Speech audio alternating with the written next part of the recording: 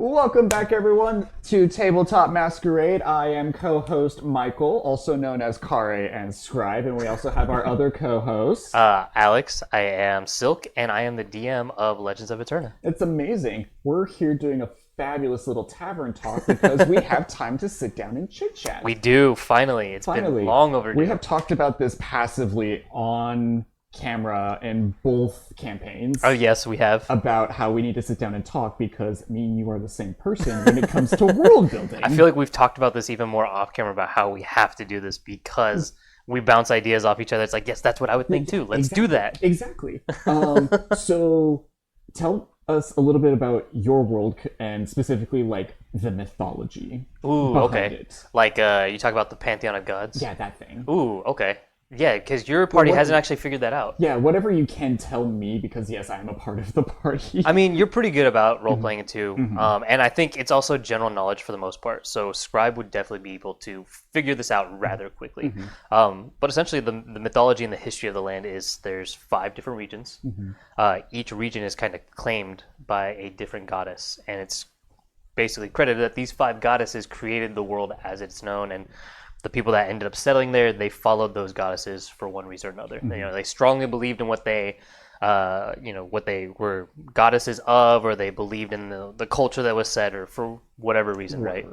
But there is a mysterious 6th god, who you have heard of now. Yes. And he's kind of a weird god. It's not a lot is known about him.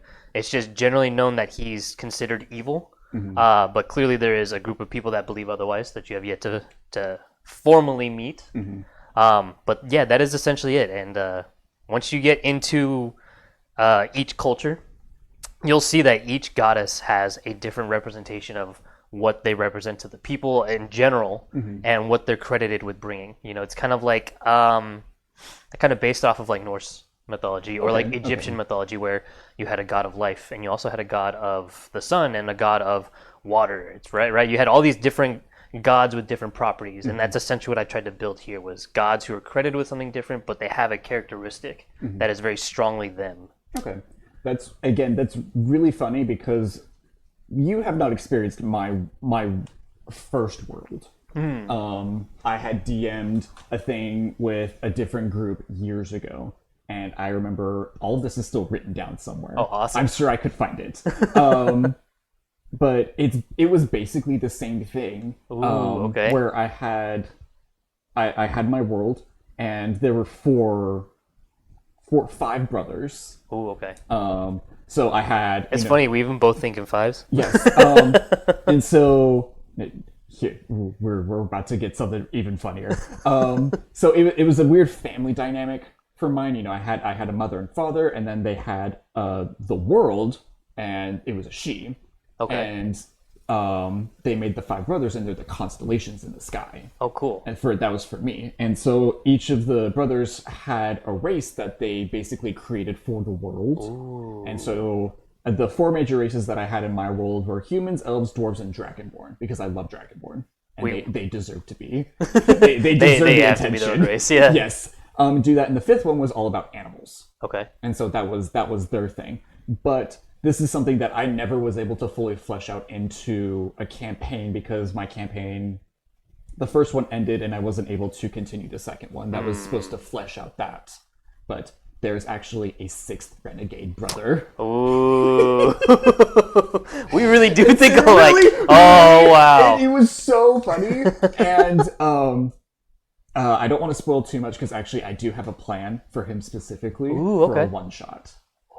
And so I don't want to say too much, but there is a 6th one. Okay. And I want it to be when the one shot happens, it'll be fun and everything. And once we're done, I'll talk to you about it. Maybe we'll come back on the tavern talk. Oh, And absolutely. I'll talk to about it more. But I just think every time you discuss something about your world, it's just me in a different flavor, and it's so funny. It cracks me up every time I think about it.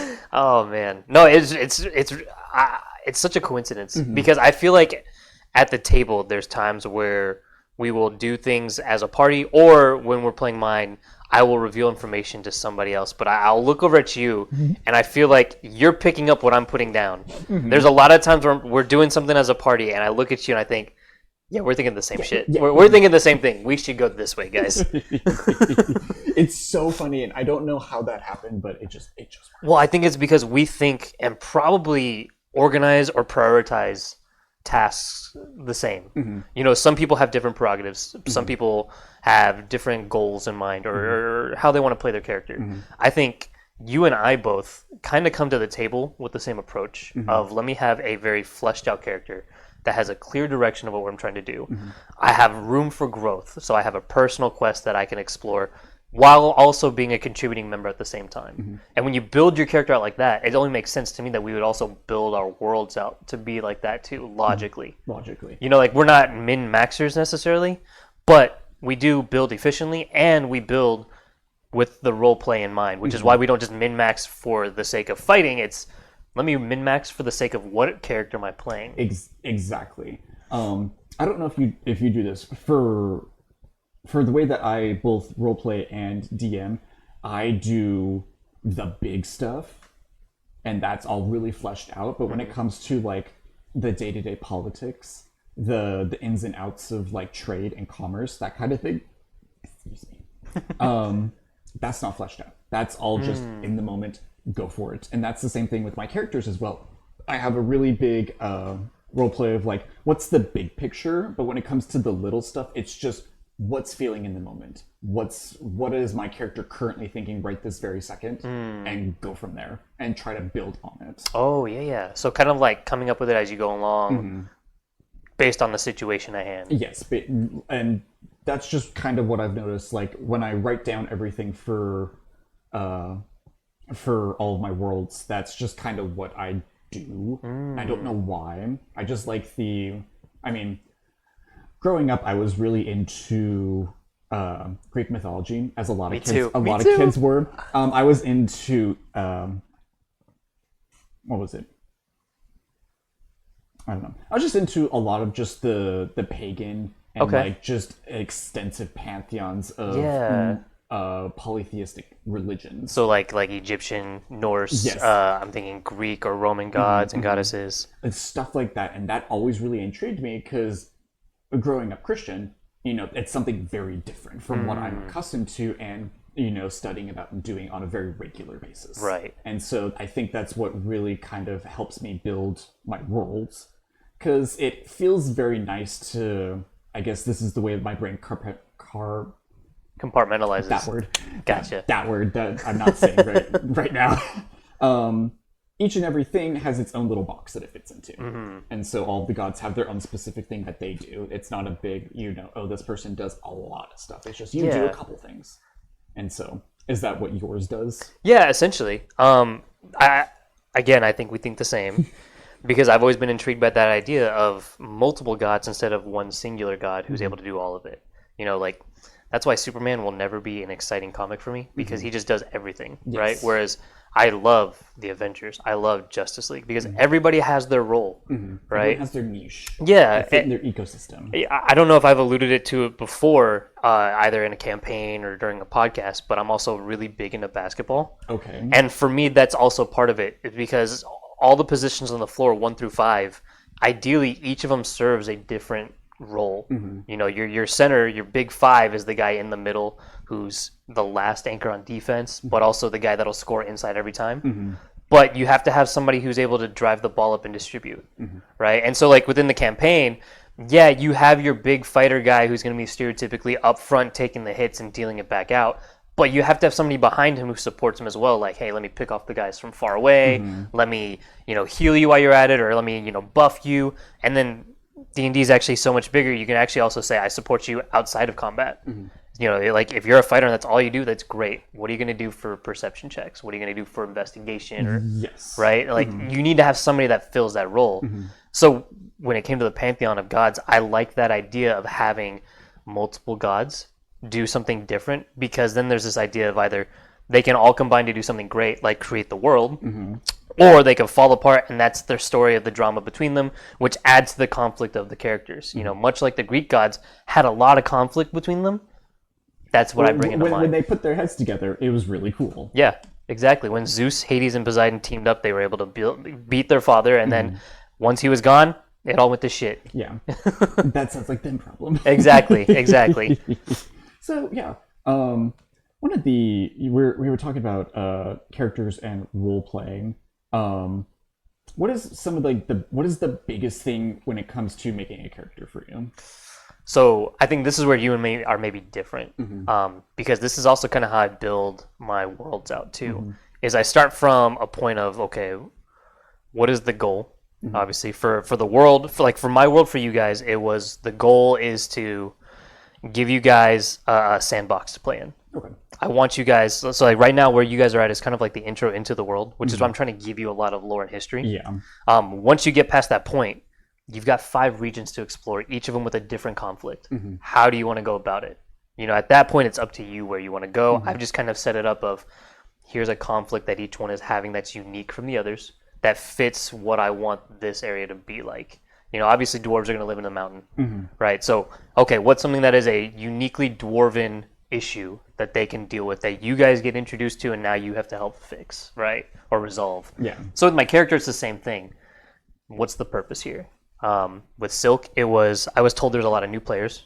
So I was like, okay, if they're new and Mike is really trying to help them get into role playing, let me build a character with a good solid backstory that I can role play into. And that was the whole idea of, cool, here's a fleshed out backstory with a whole history with, you know, other characters involved, right? Here's his North Star that he's going to be. Let me role play him. So the whole time I've been playing as him, I'm holding this secret back of what I want to do selfishly for myself. In the meantime, how do I get there? Well, I get there by hitching a ride with you guys, traveling along with you and helping you guys, maybe picking up clues for myself along the way. That was the whole goal. And then the rest of it was what isn't being played as far as class. Cool. I'll be Bard. I'll be a support. There you go. Yeah. Okay, so you really like filling the niche. Kind of. I give myself that one point, and then it's what branches off from there. Okay. That I try to think kind of like that meme of Charlie from It's Always Sunny in Philadelphia. Yeah, with the strings. It's I figured it out. Here's my point. I'm gonna branch off, and this is why this is here. Cool, and that makes sense. That this is okay. Cool. Okay, it's interesting because mine is definitely a little backwards. See, and that's what I'm saying. I think we're different from the way I heard you. The way that I like building my characters is first off finding art. Ooh, okay. That is my favorite thing to do. You know, I'm not an artist myself. I can't draw. And so I find a lot of, I guess you would call it inspiration. I go on Pinterest and I'm like, oh, that's some really cool art. What does that bring to mind for me right away? And sometimes it doesn't bring anything right away, and it allows me to kind of fill in the gaps. But sometimes I'm like, oh, that's a paladin. That's really aggressively just a paladin. But I really like the art. And so that's when I kind of take it away. And so I'm like, okay, I think of a paladin, and sometimes it's a little bit of, what am I feeling in the moment? Like, do I feel, if I were to say I'm playing a paladin tomorrow, I'm like, what am I feeling today? What kind of subclass? Do I feel like being Oath of Vengeance and just beating the crap out of everyone? Or do I want to play something a little bit more, I mean, most paladins are strikers and they're just like, I'm just gonna beat someone. But the old Oath of Redemption is very role play heavy and very it's more of a passive. It's like one of their abilities is if they hit you, you can force them to make a wisdom save and they take a whole bunch of damage. Oh, cool. So, but it waits on you getting hit first. Yes, and it's not a fabulous subclass. It's very thematic and it's very interesting, but it's very boring. But I mean, Oath of Vengeance is not more interesting in a sense either. It's really strong. It's really strong, actually. But it sounds very stereotypical, like you are out for vengeance. Yes, so it's you're just gonna cut and dry. Here's your goal. Go for it. And that's where I kind of like. And once I have the idea, especially when it comes to the subclass, that's when I start filling in. That's my favorite thing is to be thematic. Okay. It's a problem. What do you mean? What do you mean thematic? So, it has to kind of fit the vibe. So, like, I'm playing a sorcerer. I'm playing a Draconic Bloodline Fire sorcerer. Okay. I can take a whole bunch of spells that deal lightning damage. There's a whole bunch of them on my list. But it doesn't make sense for the character. Make sense. I see what you're saying. And so it's stuff like that. And it feeds into other parts of my life, like Warcraft and Magic. Like, there's a whole bunch of really cool outfits or spells for World of Warcraft within a class, but it's like, but I don't like it. It doesn't fit the vibe. Yeah, not what okay. I want. I see what you're saying. And like for Magic, I'm like, there's a whole bunch of cards. There's a whole bunch of cards from all these universes beyond. Mm-hmm. I'm like, these would go great in my dragon deck, but they're not themed at all for my dragons, so I'm not going to put them in, even to my own detriment. Wow, okay. And so that's how I build characters. Oh, Especially when it comes to combat, and combat is not the first and foremost when it comes to D&D, especially in the groups that I've played with. yeah, I think we've probably all discussed it, all three of us, separately. Who's the third one? You, me, and Michael. Okay. You know, because I know we hang back often and discuss, because I think the DM in all of us is like, ooh, I want to pick your brain about this, Yes. right? So I know we've all sat back with each other and talked. Like, I've sat with him before. I'm pretty sure y'all have sat back and talked too. But that is something that has come up before, is especially with this group in Whispers in the Grove, his campaign. It is very roleplay heavy, and it seems like a majority of this group really likes to lean into that. You know, like I definitely see Spicolius Spicolius, getting our face. into it. He will accept that title whether he likes it or not one day. Wes, if you're watching, you are very good as the face. That is why we want you to be That's the why face. we want you to be Spicolius, our face. But Megan Allo is also really role playing. I was very surprised when I found out that she had actually created some of the stuff that was pretty contingent in our campaign on the spot. I was like, oh, that was her that made that. Wow, crazy. It Yes. fit easily. Like it was very smooth how it seamlessly fit into what we were doing. I was like, oh, that's cool. And even some of the other players who aren't super into the roleplay, but it's like when they get into it, they really just fall into line. I mean, Kronk and Petal from the first campaign. Yes. Oh my gosh. He was really into it. I was like, oh wow, like Kronk, you have a soft side. I'm kind of digging it, bro.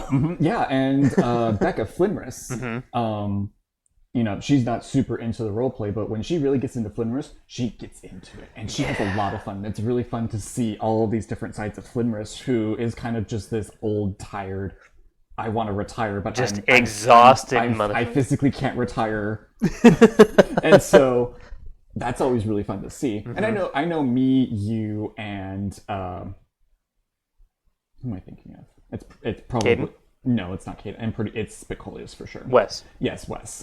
He definitely, us three, really kind of like hog the spotlight when it comes to roleplay. I'm comfortable doing roleplay because I've done a lot at D&D. I know how to get into character. I know how to ask questions and move a plot forward. Nice. And I'm really comfortable just because I'm a douche, so. I'm a very outgoing douche. I know you're stealing my favorite spell. How dare you? I know, I'm so sorry. I wasn't using it. I wasn't getting that feat for the detect thoughts. I was getting more for the telepathy. Okay. Because it does allow me to communicate with people 60 feet away. Okay. And so the problem that we had, one of the problems that I felt Silk had, was when I go invisible and I sneak off, I have no way of communicating with you guys. And because we took my walkie-talkie and gave it to the village, it's like, I can't even call you guys normally. Yeah. So to fix that, when I had to rebuild my character, I was like, okay, if I can't take the feat that gives you a cantrip and a spell, and I chose the Warlock to get Eldritch Blast, and that was how I got Detect Magic. If I can't take that, let me take Telepathy, because the Detect Thoughts is actually very good. Yes. I was like, it fits into my character. Like, if I'm trying to get information, this is a great way of just stealing bits of maybe what I'm looking for. I can steal it from someone's thoughts if I just bring it up. But then the telepathy also was like, cool, this is a great way for me to communicate with you guys if I'm invisible without giving myself away. Yes, especially when you're invisible, not trying to give yourself. Yeah, and that was the thing, was if I'm trying to be, I also changed some of my the magic secrets.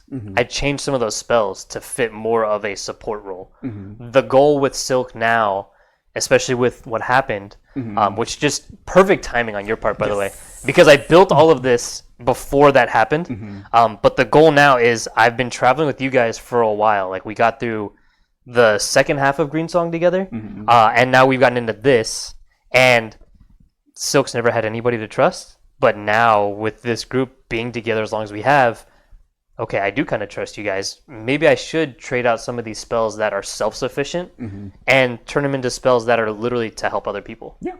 And, you know, that's a very, like, unsilk move, but with what's been happening, and especially with what happened, it's like, I kind of trust you guys now to let you guys know this stuff. You're being vulnerable. Yeah. Yes, and it's a lot of fun. Oh, man.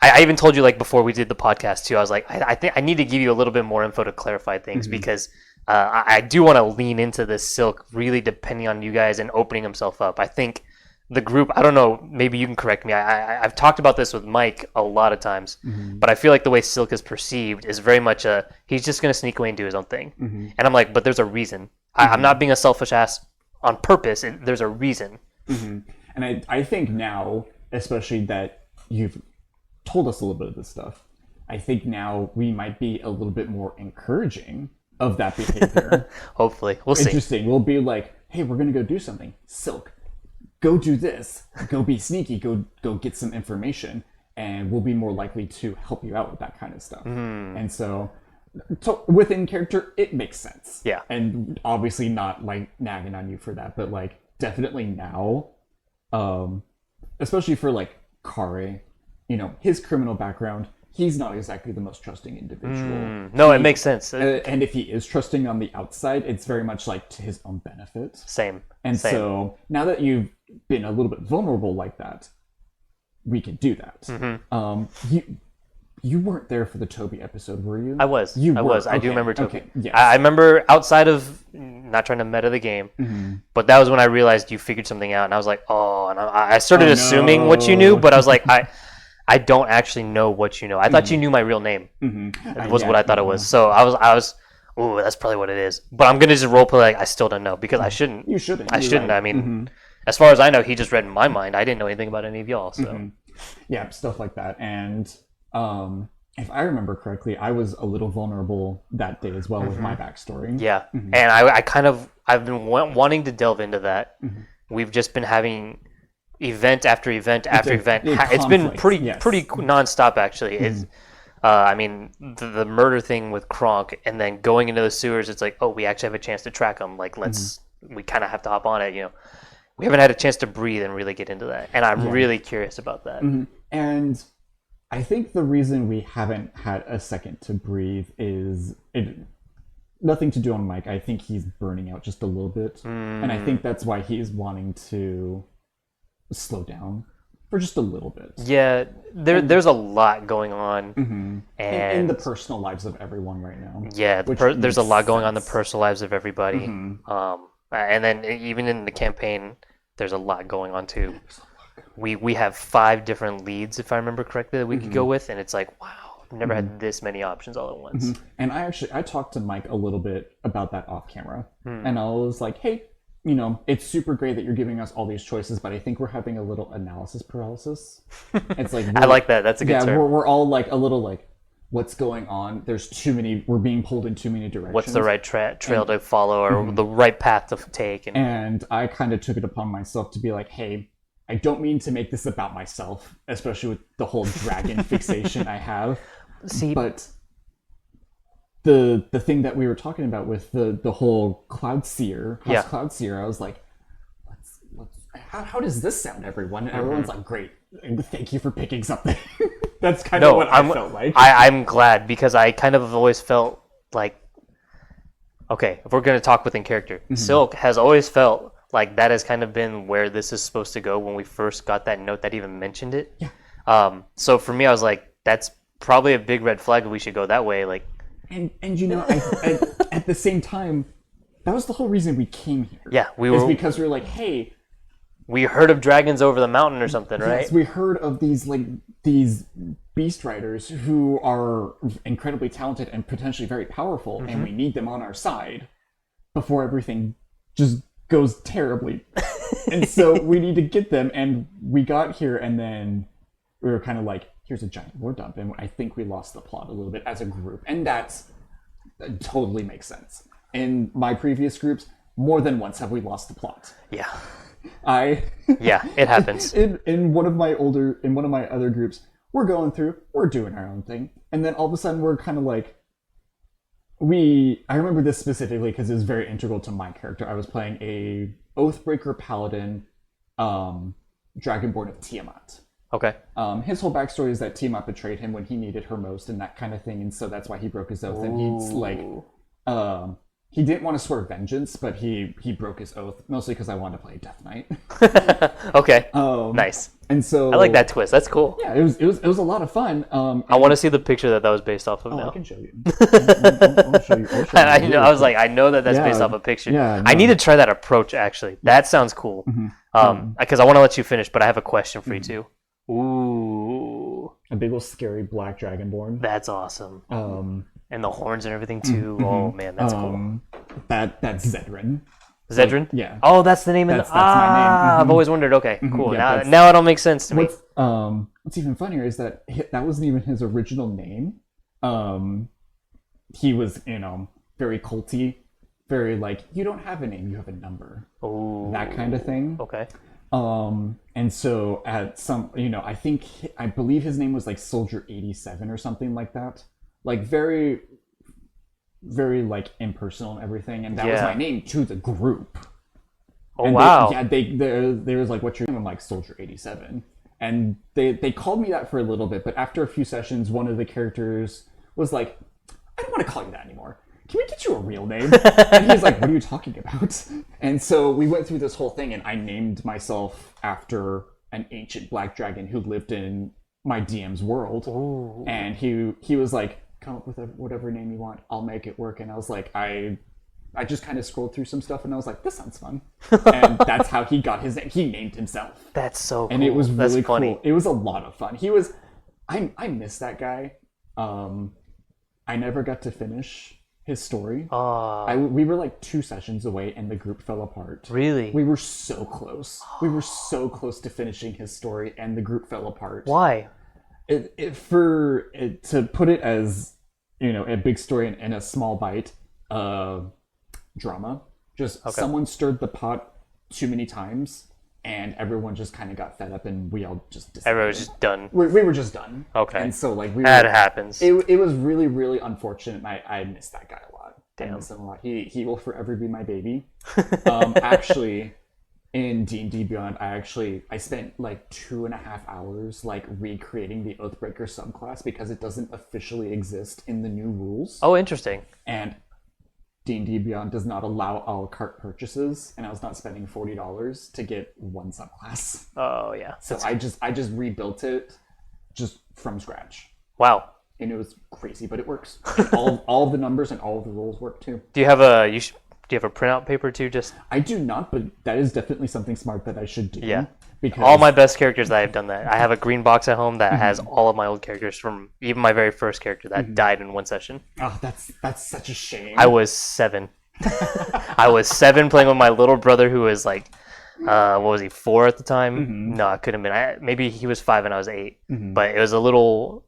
My dad put it on for us to let us try D&D, and we were idiots because we played it like a video game. Yeah. So I killed 3 bandits, and I was like, "This is as a cleric, by the way. I was a cleric, and I killed 3 bandits in cold blood, straight up." Nice. And I was like, "Yeah, this is awesome. I'll loot their bodies. What do they have?" He goes, "Oh, 3 long swords and 3 suits of chainmail and some other stuff." I was like, "Bet, I'll pack all of it." And he goes, "All of it?" I go, "Yeah, I could sell it later." Yeah, obviously. In every video game you play, yeah, I can carry as much as I want, and I'll sell it for gold, right?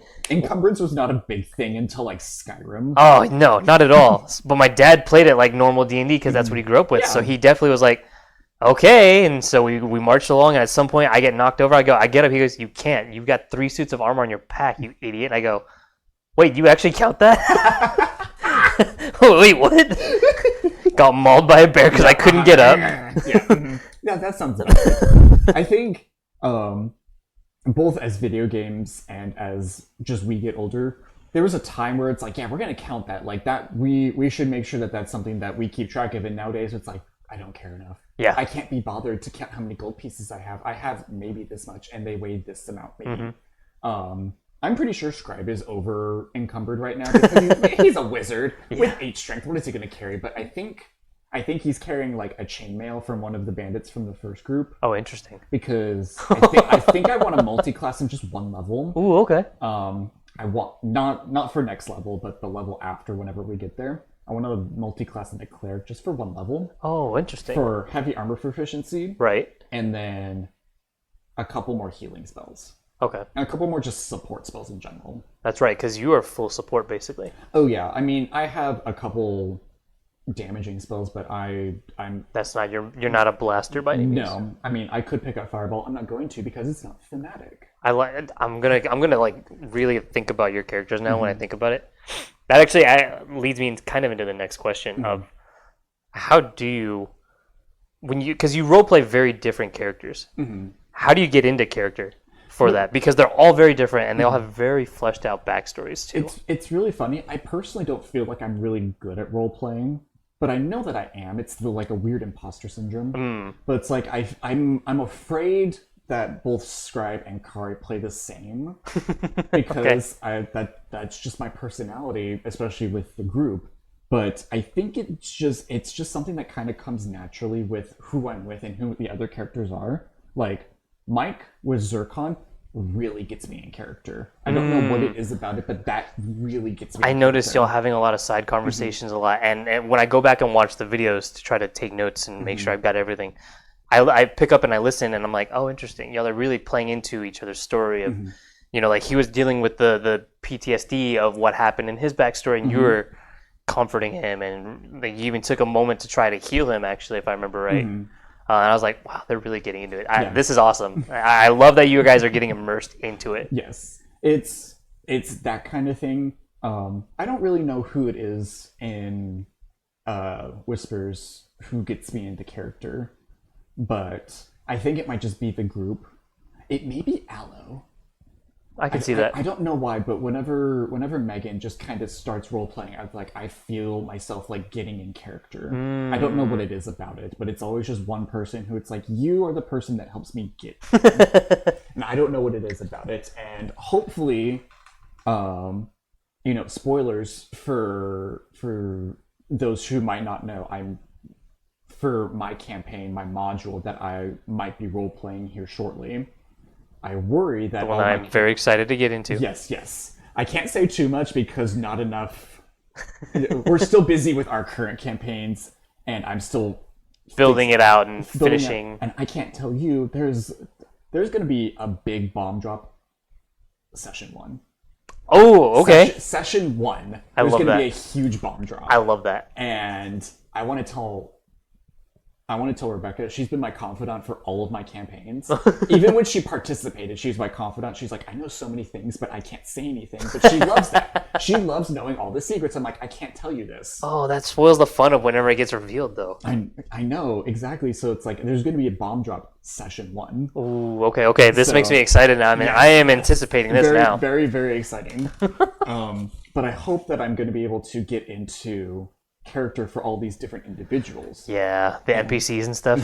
And again, when I'm building this world, it's, this is going to be more of a module. It's not going to be very sandboxy because I personally don't have it in me to make a sandbox world. And also, I don't think I'm going to be, not that Mike wouldn't give me the time, but I think he would want to get back into his stuff. Yeah, I see. That makes sense. I only have so much time before it's like, hey, let's wrap it up.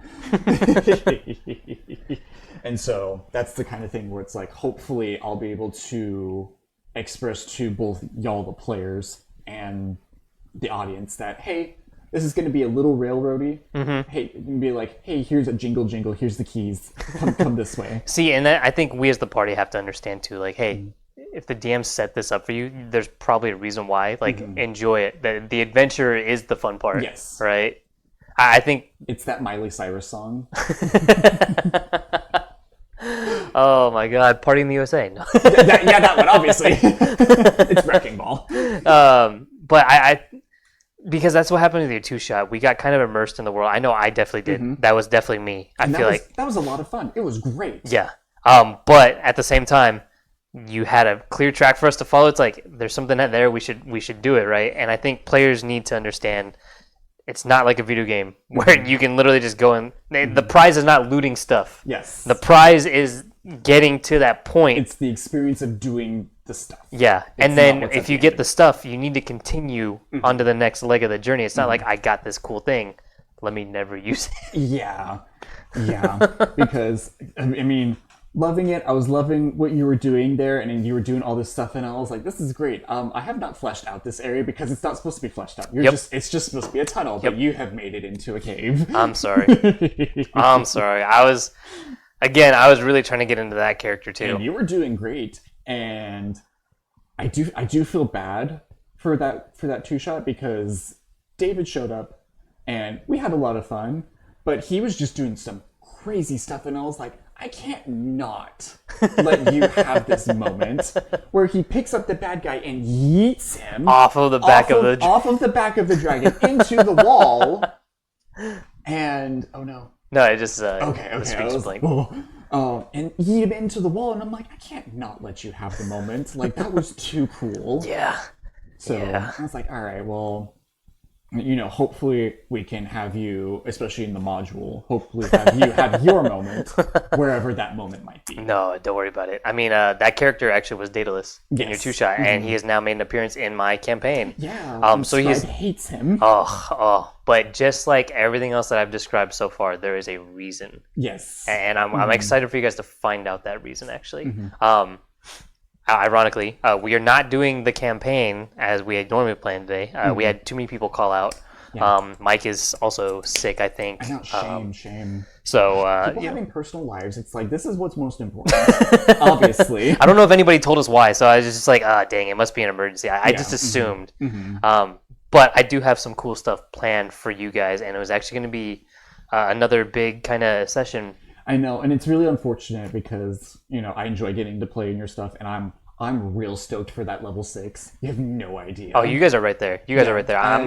Honestly, I was thinking about giving it to y'all tonight because I was like, you guys have actually learned a lot in a short amount of time. Like, that's probably worthy of it. Yeah. And I mean, this is not telling you how to play your game. You do what you want. But for me as a DM, especially from someone who plays a lot of World of Warcraft, it's like, a lot of your experience doesn't come from killing enemies. It comes from doing quests. It comes from doing dialogue. I mean, yes, sometimes the quest is go kill these things, but that's not where the chunk of XP is coming from. Right. And so, especially the people, not yucking anyone's yum, but a lot of people who do like the XP leveling, they're like, we're going to just murder everyone for the XP, just the drops, just to get to that next level. Yeah. And so that's not my cup of tea. No, I've never liked that. I also don't like, because I think what that also leads to, I've heard, is some DMs actually level individuals separately. Which is not fun. It's not fair. No, because there's a point where somebody becomes overpowered simply because they're at a whole different level. And, I think D&D was actually kind of well organized in this newest edition where everybody kind of gets that big jump in abilities at approximately the same time. About the same level. Every single class has its own progression still, like it did in 2014. Yeah. But it's been kind of even out. And that's something I wanted to talk to you about now that you've kind of updated Silk. Oh, yeah. It's like, what was one of the things that you really noticed about updating it from the 2014 to the 2024 version? Ooh.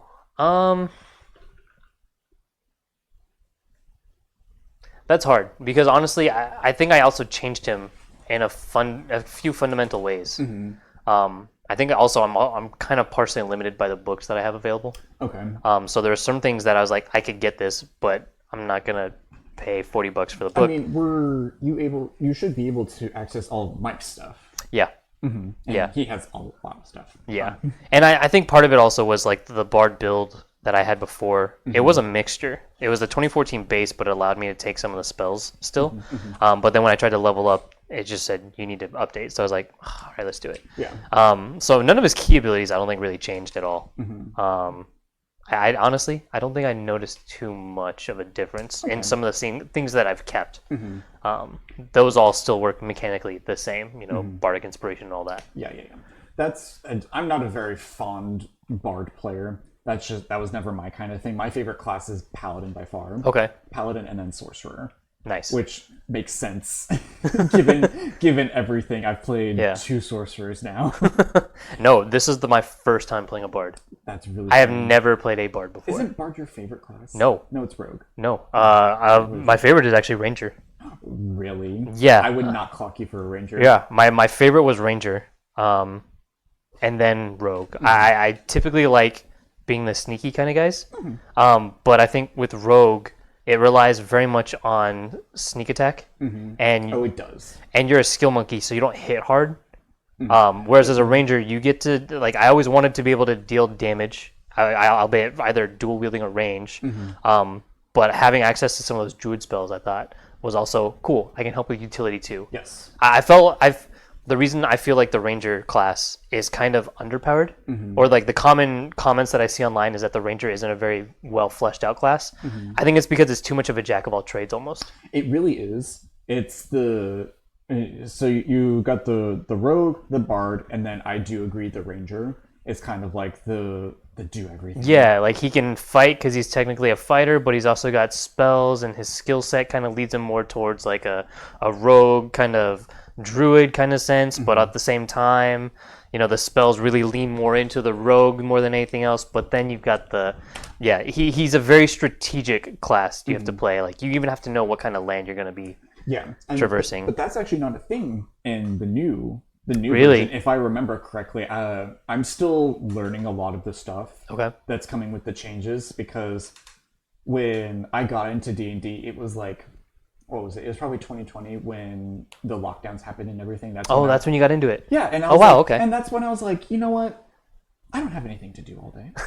I'm going to sit down and read. Nice. And that's all I did for just months on end. Wow. was So you just read through all the books? I read through almost all of the books. Wow, just learning everything about the classes and all this stuff. And that's why I feel like I'm so very knowledgeable. But now that everything's kind of shifted, and, you know, not everything has changed. Right. But there's a lot of stuff, enough stuff that's changed where it's like, it could be wrong.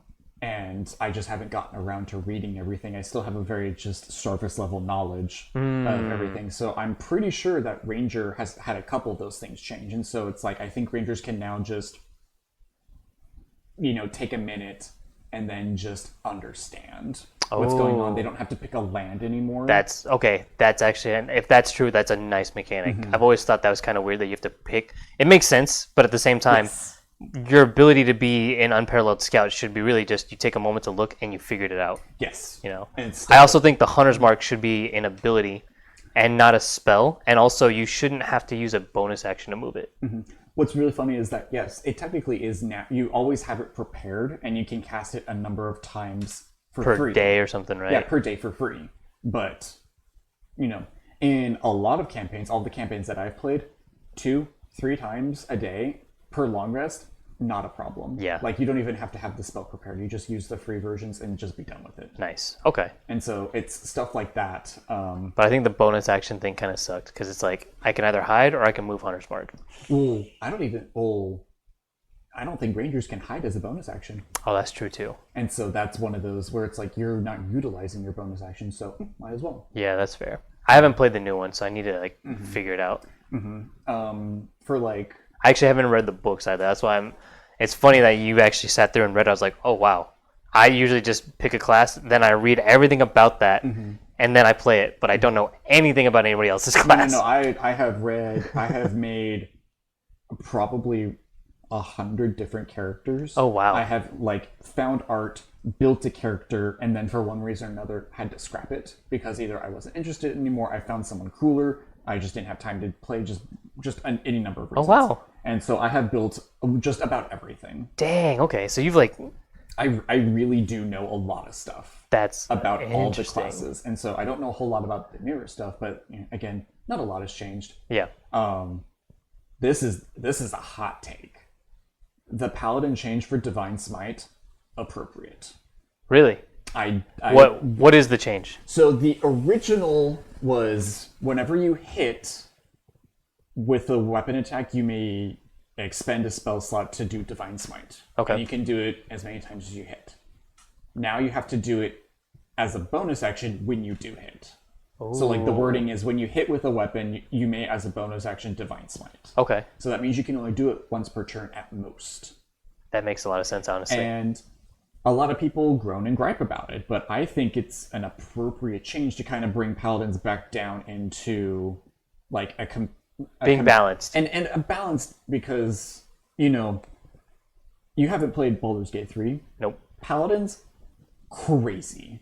If you take 2 levels in Paladin and then the rest in Sorcerer, you have so many spell slots and you can smite Oh, with wow. like the biggest spell slot that you can regularly, you can one-shot a lot of enemies. Wow. I had never even thought about that. Mm-hmm. That's actually kind of smart. I can see why people would be mad about it because it's an OP build, but at the same time, it's crazy it's OP. very unbalanced. It is crazy unbalanced, and this is the third time I'm bringing it up. As someone who plays World of Warcraft, tuning is necessary because you can't have things be overpowered permanently because then no one's going to play anything else. Exactly. No one wants to play Ranger because they're underpowered, so you got to bring everything back in line. That includes bringing someone down and bringing someone else up. And people don't like that. I mean, people will say they don't like that because they want to use or take advantage of whatever's OP, And, right? you know- But to be fair, how many campaigns have you been where somebody was way too powerful that you enjoyed? Yeah. It's more fun when the whole group is balanced, and that's why I don't do the separate leveling up or like individual XP awards or anything like that. If I know in my campaigns and what I've played historically, if somebody got a magic item, everybody else got one too, just for the sake of balance. Because it's so stupid if you have one guy that goes in and finds everything right away just because he rushed it, and now he's got 6 different magic items in a party of 8, and everybody else has nothing. That's kind of unfair. It really is, yeah. And so people won't say that they like it, but they like the balance when they're on the losing side. Yes, when they're on the losing side. Right. Exactly. And the easiest way to do that is just make sure it's balanced from the get-go so that nobody ever understands the OP versus not OP. Like, if you're failing, it's because you're playing it wrong or you're doing something you're not meant to do. But that's when you got to trust your team. Yes, exactly.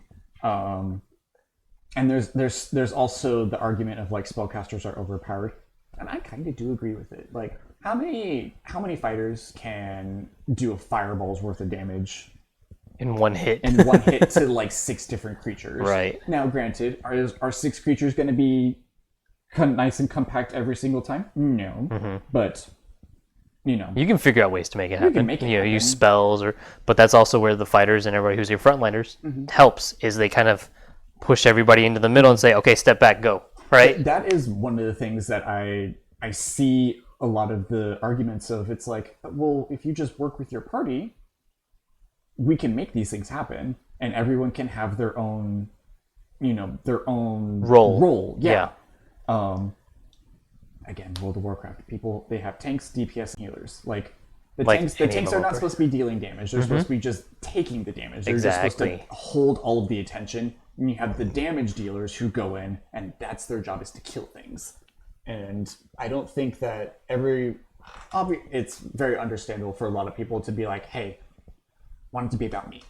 I want to do the thing. Yeah. I want to be dealing the big numbers. I want to roll the big dice, do that kind of thing. And there's nothing wrong with that. But, if you don't have a designated role, you don't always Get what you want. get what you want. You don't always perform as, effectively as you could. Right. No, it's definitely one of those know your role kind of things. That's something that's used in sports a lot too.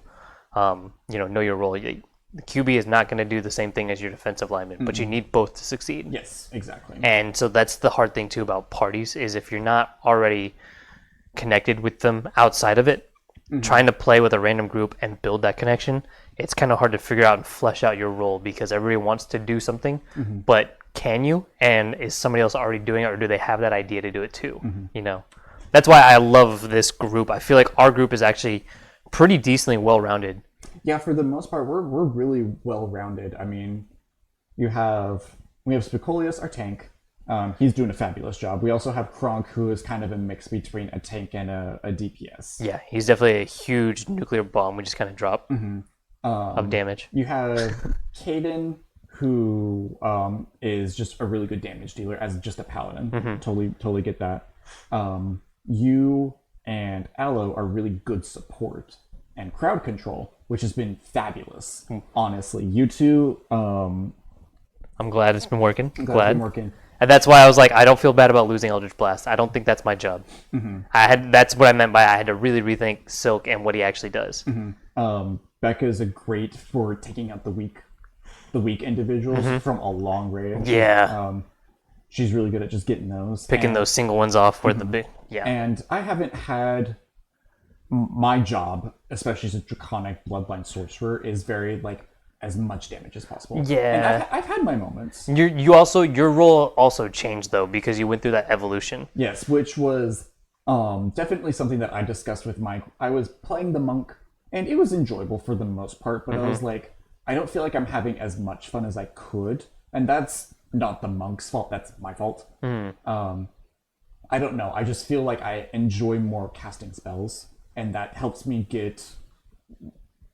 enjoy playing a character more than doing skill checks more often than not. But I mean, if I had to go back to monk, I think I could be fine and doing all that kind of stuff. And I really do think it was very interesting for my character. No, definitely. It was very interesting, and I was like, oh, I've never seen this actually happen in a campaign setting before. Like, this is actually kind of cool. I want to see how this goes. And you played it well too, especially like the punching and like, all right, fireball. Nothing happens. You actually broke your hand. Yes, right? I broke my hand. We didn't expand on that a whole lot. I think we're all a little too focused on the genocide going on around us.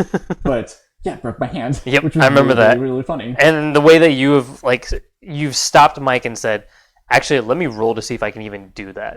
I was like, that's brilliant.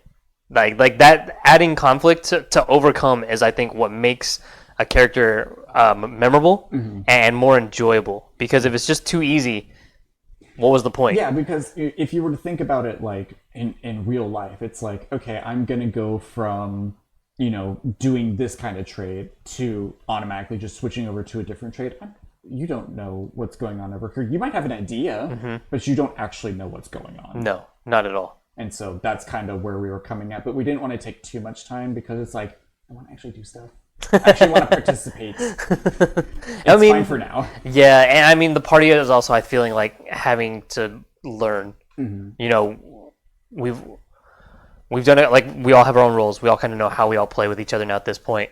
It was different when Megan switched to Aloe because I think that was a natural stopping point. We were switching from Greensong to this, but you were doing it literally from session to session. And so I think the group, especially with some of these newer players, figuring out, right? I don't know if like that's the best word because it's not something that we consciously think about.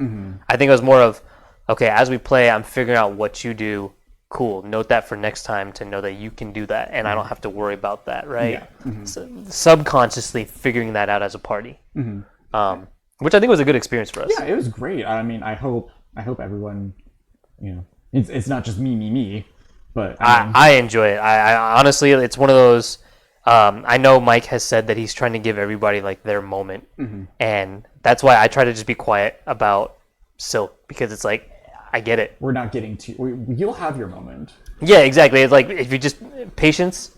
I get it. Right now we're in the middle of a huge storyline with Aloe, and then you're going through this evolution. It's like I can overwhelm Mike with 3, but that's too much. Like yes, I get it, and we have too much juicy stuff to follow up on between you and Aloe, and I feel like that's kind of where I'm at. Like it'll come up naturally for now. Enjoy watching this happen because it'll give me ideas too. I have spoken to just random strangers, like, go got my coffee.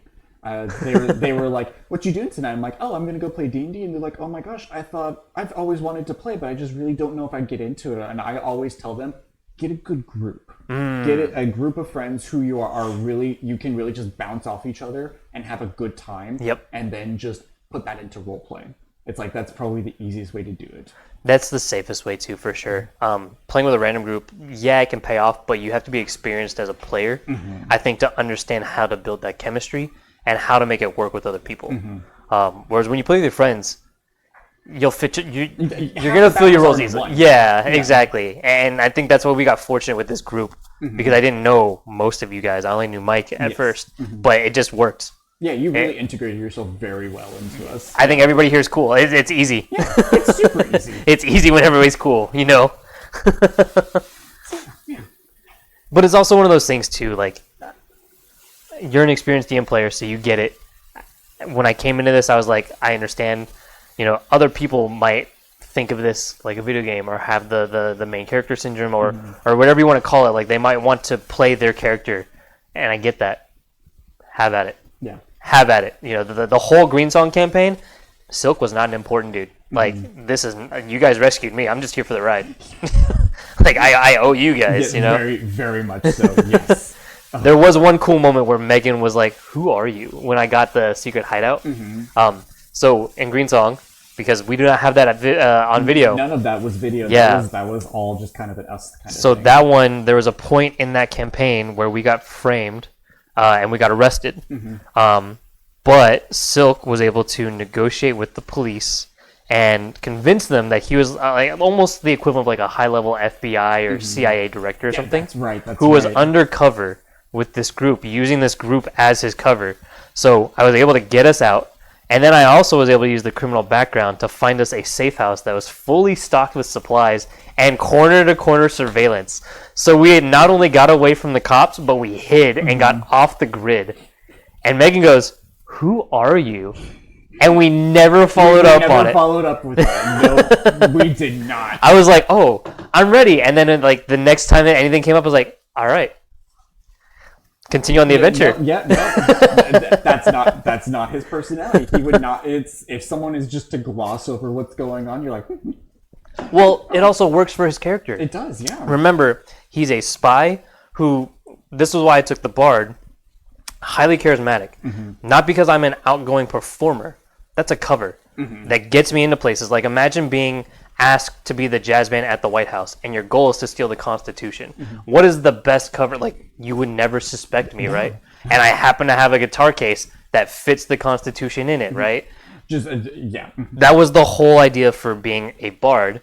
And instead of just being a straight rogue, it was instead of having skills, he just uses spells to get in when he needs to. So it took a lot of slow. If I'm getting pursued, they can't chase me now.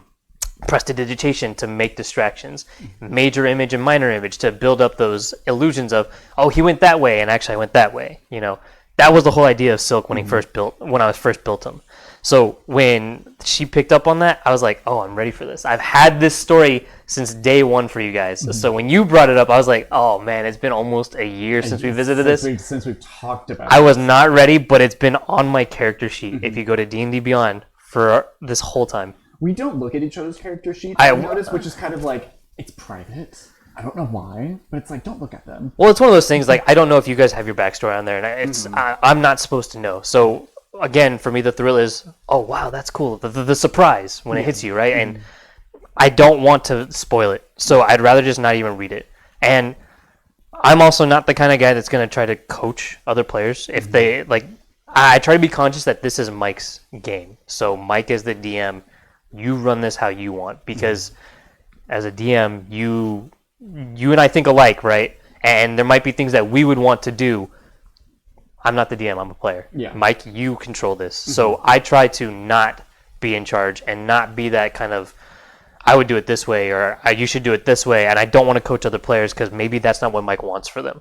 So I try to stay out of it, and that's why I don't need to know your character, because I'm not going to help you. That's for Mike to do. Yes, 100%. Unless it's something simple, like, oh, what's the skill check? Oh, it's right here. Right? I can tell you that much, but I'm not going to memorize it, because then it's going to be like, hey, you're good at lockpicking, you should do it. Why do you know that? Right? Yeah, before it's been explained. Yeah, exactly. It'll ruin the surprise, and it's like, now you're starting to get to that point where you're meta-ing, and skill checks, it's not as bad, but then it gets... It's a slippery slope. It's a slippery slope. You don't want to do that. I had in the first campaign that I mentioned, definitely there was one person, he was very knowledgeable, he knew everything about everything, and he definitely did it a couple times. It's like, well, what about this? And it's like, oh yeah, I guess I do have that. I guess we'll go take care of that. See, and my dad warned me about that too. He had somebody in his group that knew the monster manual cover to cover. So any monster they fought, he knew exactly how to stop it. It actually forced my dad to create a new creature for them specifically, and it stumped him. It's actually really cool. He built something called a Quasit. Okay. It's basically like Gollum from Lord of the Rings. And the way he built it out was it's like Gollum, it's like a little orc, but its climb speed is equal to its walk speed. Oh, okay. And so when he built out the dungeon, and this was when they did graph paper to build them out and map it, he actually built a 3D dungeon. Ooh. Because the idea was if the Quasits can just climb as fast as they walk, why wouldn't they naturally use up and down to stop intruders? So when the group had to explore the cavern or the cave or the dungeon, they had to use rope or spells to fly, or they had 3 charges of boots of flying, they had to use all 3 and then stop. Right? Or they would get to a point where there's water that flooded this little U-bend. How do you get through it, right? And then My dad is a professor at UT. Yes. He's also got his PhD in computer science, his bachelor's in mathematics. The people he played with all got their PhDs as well in physics and astronomy. And so when they were doing their D&D campaign, they were actually using real physics. So like one of the U-bends, the water level starts here. This is where you guys are at. It goes up to here because of the natural law. I was like, why would you guys even think of that? Right? Like, wow, that's a really hard challenge. And yeah, that is actually mathematically sound based off of physics that you would have the water pressure to make it uneven level, right? It's like, okay, I wouldn't have thought of that, but yeah, that tracks. I guess. I guess if it works, great. Don't make it harder for us. Or like a levitate spell. I don't know if it says it in the book, but what happens if the thing that's levitated gets hit? If it gets hit? Yeah, like let's say like I levitate something, right? And then I just whack it with a mace. I don't think it explicitly says if anything happens. That's what I thought. So when they played in their campaign, they realized that physics, for every action there's an opposite reaction. if you hit something, They it's levitated an enemy, they hit it, and it flew backwards. And they're like, oh, what's behind it? There's another enemy. And they realized, oh, we can play tennis. And they started doing that with that baddie against everybody else. And they were like, this is a brilliant use of levitate. Yeah, it's really fun, and it makes sense within like it makes sense physically, but I don't think it's actually explicitly said in the spell. But that's stuff that I, as a DM, am conscious of because my dad kind of ingrained that in me too. Is, you know, one, try to keep it. What was it? The people that know everything and try to like meta, don't meta because it ruins the game for everybody, especially the DM if they try to put it together. But also too, that's how I do leveling up and stuff. We were talking about how we do XP and leveling up and all that stuff. For me, it's milestones when you get to certain points, but also I will take into consideration when a character does something that I think is extraordinary, like plays your role really well, or finds a very clever or unique solution, right? That's stuff that I always enjoy, because if it's something that's kind of in the gray area, that's actually kind of brilliant. Let's use that, you know, and noted, you guys will level up a little bit quicker because that's actually smart. Yeah, which is really, really cool. I don't know why that made me think of this, but my favorite spell, Detect Thoughts. That was not my favorite spell for the longest time. Really? I was just kind of like, it makes sense. I understand how it's useful, but I'm like, I'm not really interested. But I got it for Akaria because it's like, you know, as a Draconic Bloodline, you get a lot of free spells. Yeah. And they're all damaging spells. I'm like, well, my damage profile is covered. I don't need to worry about it. Let me get something else. Let's get some utility spells. And I'm like, oh, well, this is a second level spell. It fills the gap, and I just It's honestly, you made me fall in love with it because of how much lore you get. Yeah. And it helps a lot. And it helps a lot. And Mike is, you know, I think me and Mike talked about this on a different talk. In combat, the rules are strict. You know, it's, you know, letter of the law, rules as written kind of thing. But out of combat, it's very loose. You know, what's the vibe? I like that, actually. And That's really, I like that. And we discussed, it's like, you know, the rules are for in combat. Outside of combat, you're allowed to be loose with it. And that's what we've done with Detect Thoughts, because it's like, more than once I detect thoughts on like an omniscient being. And he was like, all right, this person can now talk to you through the Detect Thoughts. And I'm like, that's definitely not written in there, yeah. Written, but I'm okay with it because that's cool. And I think it's been really fun, and it's really enjoyable to get to learn all this. And I think Mike had mentioned, he's like, I'm glad you've taken this spell because there's so much I want to tell you guys, but there's only so many questions you can ask. Yeah, there's no natural way of getting into it, but Detect Thoughts kind of just bridges that gap. Yeah, bridges the gap. Yeah. But you have to be careful because you might get stupid like I did. I took a -1 in intelligence. I mean, I remember that. Was that the same episode where me and Becca got cursed? No. So it was the Havenor, when the younger one was like, all right, well, your parents are dead. Oh, that's right, Leuven. Yes, it's like, we gotta make sure to put you in. That's the same episode where I got shocked and I met Bay. Okay. I didn't get cursed that one, but we did. Me and Becca, we both, when he was doing that, I heard something, and I think she was able to read something. And I remember, like, it played into us being cursed. We were able to see some sort of effect. I wish I had thought of this before. It's way too late now, but I feel like I should have been cursed when I changed classes. Oh, really? I feel like I should have been cursed. Really? Why? it felt appropriate because it's like, because I have no back, I can still do it. I can still do everything as good as any other sorcerer who's ever played. I can do it as good. I've a thankfully changed job, so I feel like I shouldn't be as good. I mean, part of critting is also luck. Oh yeah, for sure. I mean, that's what I done. Yeah. Well, also like, I don't know. My philosophy with like crit is like critical hit. Mm-hmm. Like like 2-hit. Like you remember Thaco or Thaco? Mm-hmm. So it used to be like 2-hit armor class 0. That was what they had instead of armor class. Okay. But the way it was played out or defined was if your ability to hit somebody, either and like, or your Thaco is your ability to avoid damage, whether it's armor you wear or your inherent abilities to like dodge, or maybe it's just not strong enough. The idea was there is no like you can put on armor now you can't get hurt, right? They can always hit the chinks in the armor, or they can do something that's like smart that kind of gets around your armor. Mm-hmm. So that's the all-encompassing way of saying, well, also on the other side, you could also just be very nimble, mm-hmm. right? So rogue could have a good armor class, and they could just not get hit because they can evade, right? So when it comes to critical hits, sometimes it's just you hit a lucky spot, mm-hmm. as opposed to you were very, very precise with what you did, or you, right? And so I think cursing yourself wouldn't have been appropriate necessarily, because you could have you could get lucky and actually cast a spell and then just get really lucky and mm-hmm. critically hit them. Like, mm-hmm. hey, you hit that dude in the eye. There's no such armor for that, so unfortunately he's gonna get a big hit, mm-hmm. right? Like you can play it like that, art. Yeah, for sure. I totally get where you're coming from. I just want to be part of the group. I just want to be part of the group. It's not too fun. It's kind of lonely now. Yeah. I mean, Becca got a cool effect out I know, of it too. she got a get out of jail free card, and good for her, but it's all good. No, the dice are actually worth a lot. Yeah. Oh yeah, absolutely.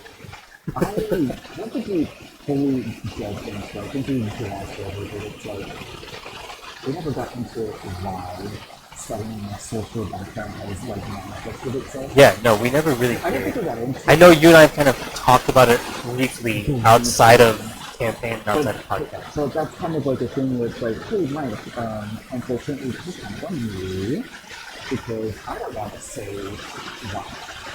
I can give you give us hints and stuff. And so it's like I feel like that's something to Initiate. really understood, and so maybe I need to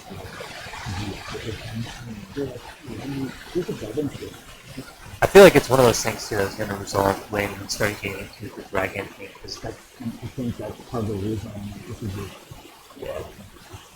because I'm also just really curious about why why Kare is so fixated on dragons. Mm-hmm. I think since we've met Kare, correct me if I'm wrong, at the very first session, mm-hmm. we were at some sort of like inn or a hotel or wherever, right? Mm-hmm. And there was a dragon scale or something that mm-hmm. you put on us. Gold. Yeah, and you left it. You did something with it and you left it somewhere. So I remember I had grabbed it was likely a shard of the drugs thing. Okay. And I grabbed it because I was like, my character is fixated on gem cutting because that was his father's profession. Okay. And so he knows what's going on. He's like, he knows this isn't a mineral, but it's a crystalline structure. He's like, oh, maybe something will come of it. But then he saw the dragon skull, and he was like, from his monastery, he has a lot of respect for dragons, and so he left that there as kind of a thing. And so like that bloodstone, it should have liked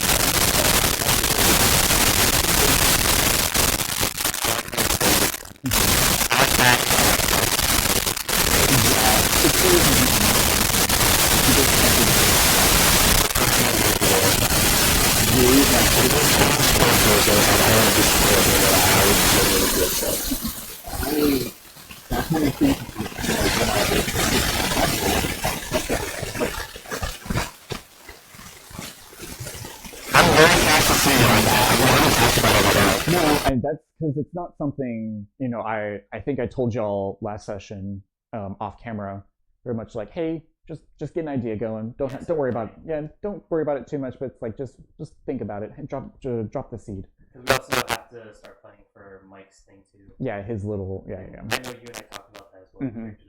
They are OP. I did that those things you told me. Yeah, good job, because it is like make him as broken as possible. It's like you're gonna regret this. I thought about taking 2 of the 4 Oh my gosh. Remember, he's a dual wielder Mhm, samurai, so it's like mhm. I get 4 attacks a turn, Mhm. and then with scimitars, it's Nick. Nick. So my bonus attack now counts as part of my normal attack, leaving my bonus attack.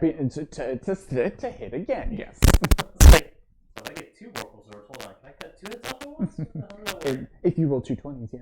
Yeah. And good luck with that. I think I also get to add my damage modifier, because with dual wielding, you get to use the second weapon, but you don't get to add anything to it. And then if you take 2 weapon fighting, you now get to add. Yes, 2 weapon fighting lets you do the extra damage. Dual wielding gives you an AC bonus, and you can wield not light weapons. Okay, that's what it is. Mm-hmm. Yeah, that character is pretty. I'm excited. I'm excited to see I'm it excited too. to try it. I want to see what everybody else plays though, because it's always cool to see what ideas people have. Mm-hmm. For yours, I already have an idea of what I want to play. Okay. Yes. I was gonna ask maybe the last question that we have for today. Okay. What This has been going on for a while. for a hot But this, minute? I have been waiting That's to talk to you that's totally fine. for a while. Yeah, which is we needed to. I have been trying. I have so many other questions for you. I know. Oh, man, I should have come with a paper list. Mm-hmm. I was gonna ask if you were to not the character that you have planned for mine, and not the character you have planned for the other Mike thing. Okay. If you were to build another character right now, what would you possibly put down? Ooh, another character right now? Mm-hmm. That's hard because I actually just built the NPCs for Y'all's World too. Mm-hmm. I actually built out Gareth, Alana, Nice. I Okay. actually have character sheets. Mm-hmm. Man, honestly, because for yours, so I told you how I like Rangers. Mm-hmm. My second favorite class is actually not Rogue. It's not. What do you mean? Rogue is my third favorite. My second favorite is actually the what are they called? Not artillerist. Artificer. Artificer. I love the way the artificer works. Okay. Ranger just has a soft spot because that was my very first successful class Mhm. I played in my dad's campaign. So I'm playing an artificer for years. That's probably what I would have wanted to, but if it wasn't him and if it wasn't for Mike's, the samurai, I'd probably play a druid Okay. or a sorcerer. Druid, because I've seen how they play. I've never actually played one, Mm-hmm. but I've seen enough of how they play. And when you play Rangers, you kind of get a little bit of it. Yeah, you dabbled. But the new druids, like 2024, I have Mhm. not seen any of it. So, when you were playing as Buckles, who was No, the no. Saren. You were playing Saren. as Saren, the Constellation Druid. And I think Nova is playing that right now. Yes. Mm-hmm. Right? And then Ella is playing a Land druid. Land Druid. Yes. Okay. I'm pretty sure. Like I'm 99% not too sure. sure because she was asking about swarms and stuff last time too. So I was like, swarms? Like, Mhm. are you a swarm? Yeah, it's like maybe we should be a little nosy, see what's going on. I'm curious. It's one of those things I've been waiting to see, like if the storylines will resolve themselves as we Mhm. go along, or if we just really need to like pry into them. Mhm.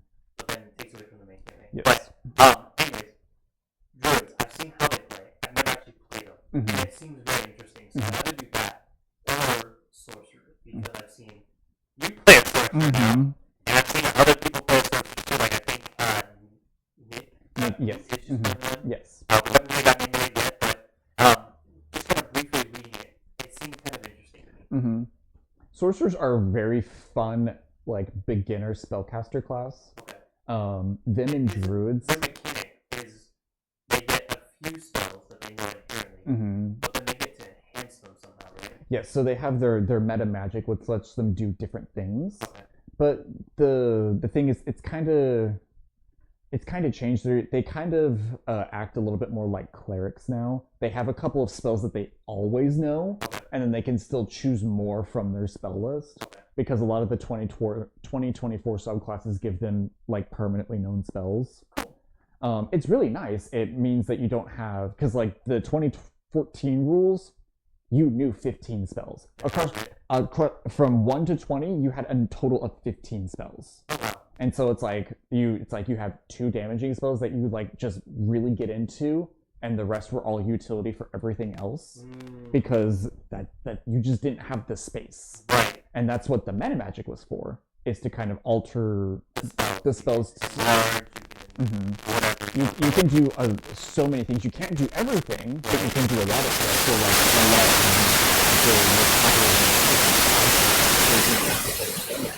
the most or technically no. Rules as written, you can only cast one leveled spell per turn. So you can cast a cantrip or a level. Exactly. You can choose one.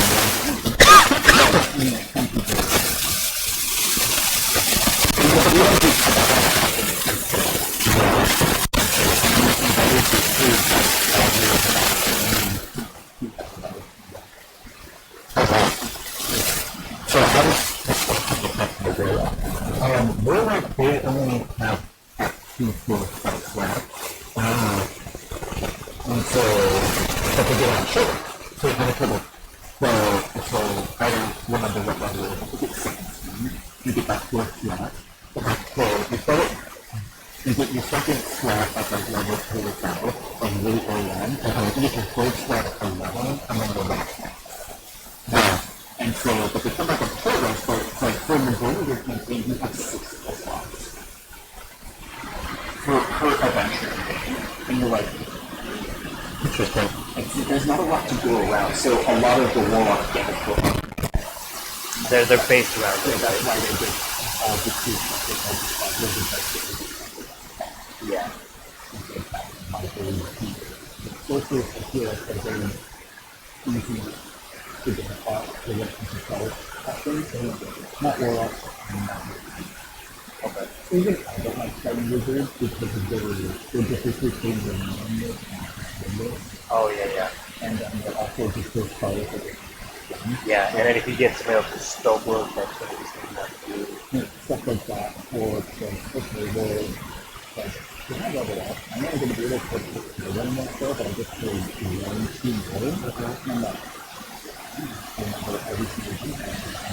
Yeah, it's a lot of managing the resources. I have a lot of risk Right. No, let me ask you the same question. You have now played Saren was a sorcerer, Bubbles, Saren was a druid, Bubbles was a sorcerer, and then Kare is now a monk current. So I have a little bit of money. I actually, And then for my campaign, you're playing the Rise of the Wizard. so there's like, as I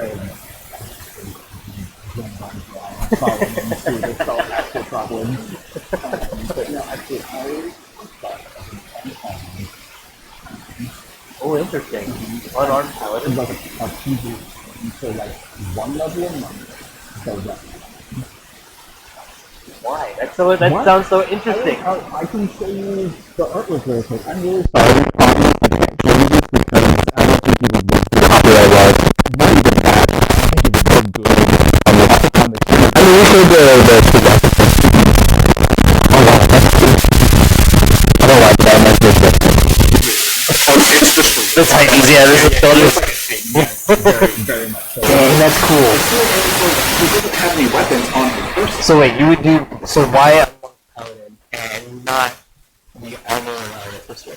Well, one, it looks like a paladin to me. I'm pretty sure the artwork is from World of Warcraft. Okay. And so it's paladin armor. Okay, that makes sense. And so that's just where I get a lot of this holy divine kind of vibes from it. The reason I want the one level monk is specifically for the unarmed attacks. Okay, that makes sense. Because, especially in the new rules, you get a 1d6 plus your damage modifier instead of 1d4. Okay. Wow.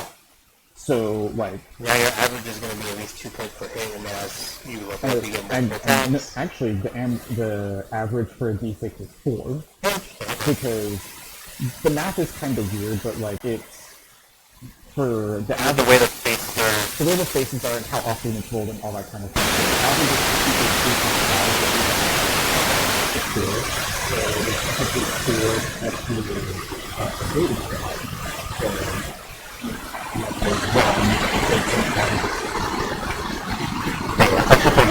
Which is really good.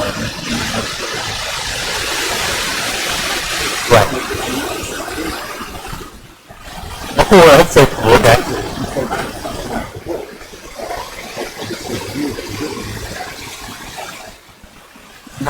Oh, that's It cool. specifically says when you hit with a weapon or armor. Oh, okay. And so I think Oh, that's so cool. he walks around, he lets the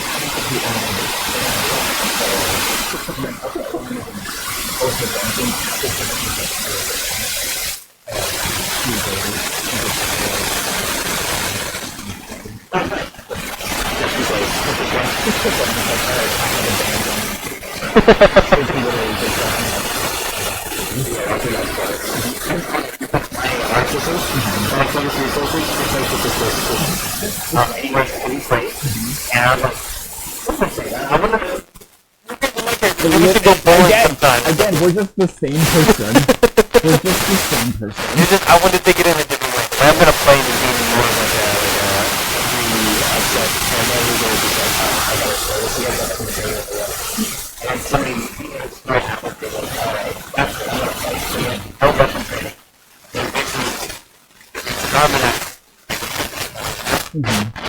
You just keep the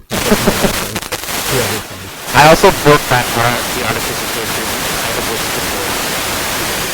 Because I asked you to episode from the first time to the face. I could have put it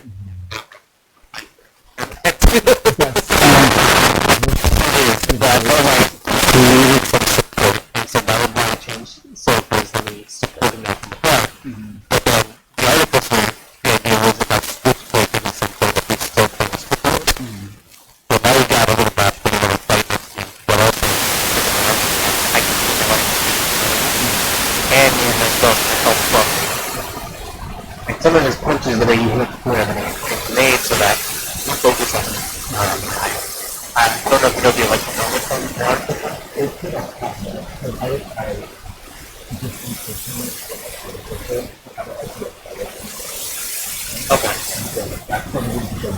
I know another time.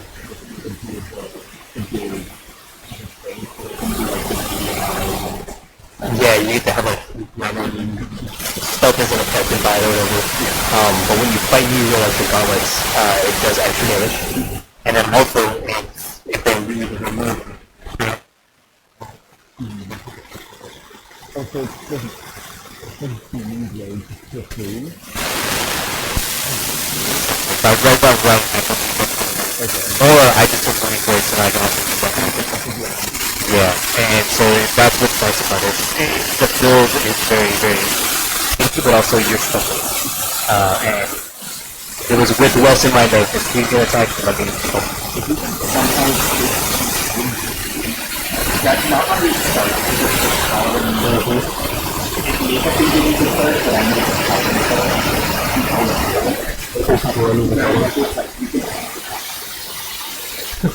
I might have to do that. I'm gonna have to see this real like off camera. You might.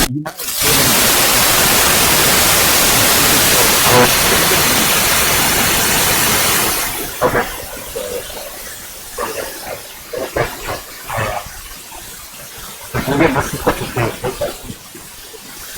I'll do that.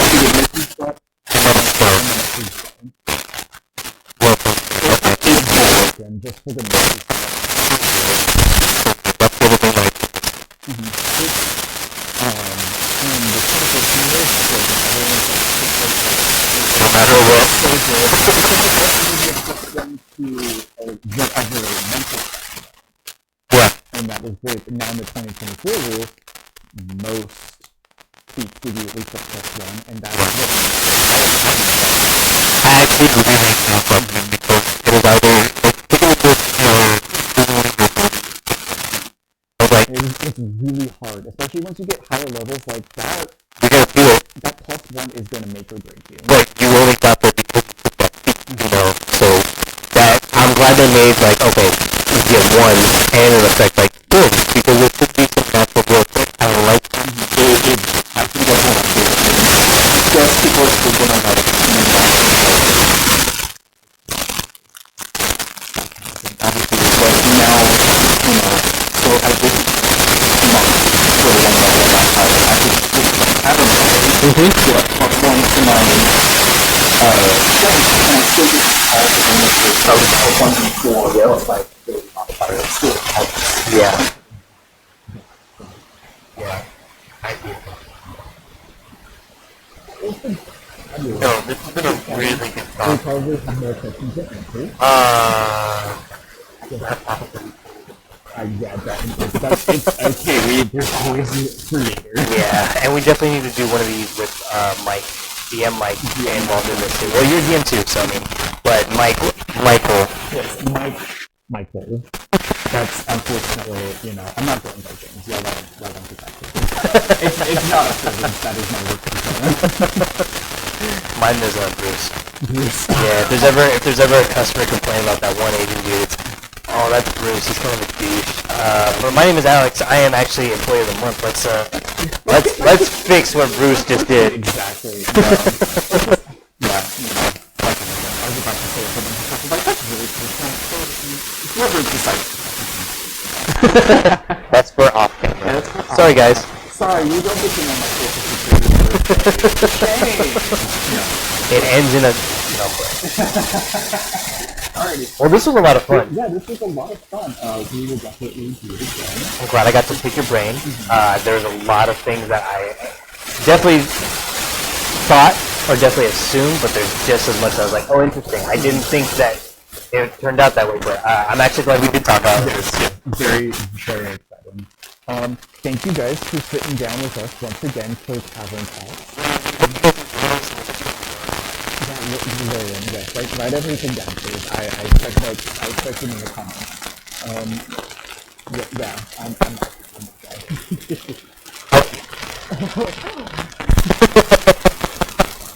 Well, thank you guys for joining in to Tabletop Masquerade Tavern Talks. Make sure to do all the fun stuff, the liking and the subscribing and the commenting, please do all that because the YouTube algorithm really loves it. Yes, very, very much. And we will see you guys next time, hopefully in a campaign. Woo!